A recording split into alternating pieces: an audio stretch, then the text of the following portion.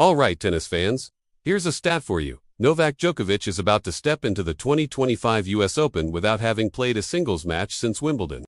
Yep, no Canadian Open, no Cincinnati Open.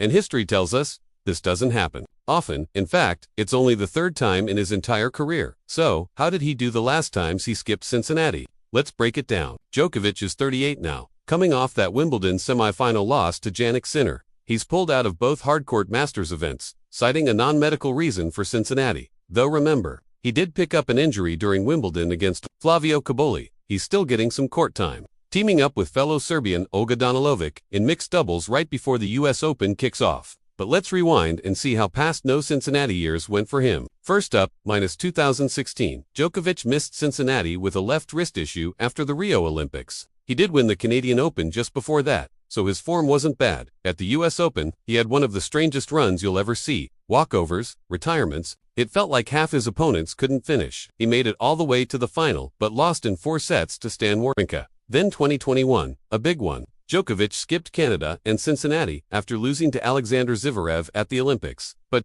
came into New York chasing the calendar year Grand Slam. He battled through some tough four-setters, beat Zverev in the semis, and stood one match away from history, only to fall to Daniil Medvedev in straight sets in the final. Heartbreaker. And last year, 2024, he was riding high after winning Olympic gold over Carlos Alcaraz, but skipped both warm-up events. At the US Open, he breezed through the first 2 rounds, and then boom, a shock 4-set loss to Alexei Popyrin in the 3rd round, his earliest slam exit in over 7 years.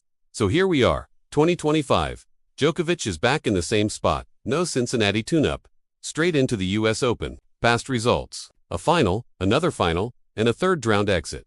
Question is, which Novak are we going to get this time? The one who fights his way into Sunday, or the one who struggles to find his rhythm early?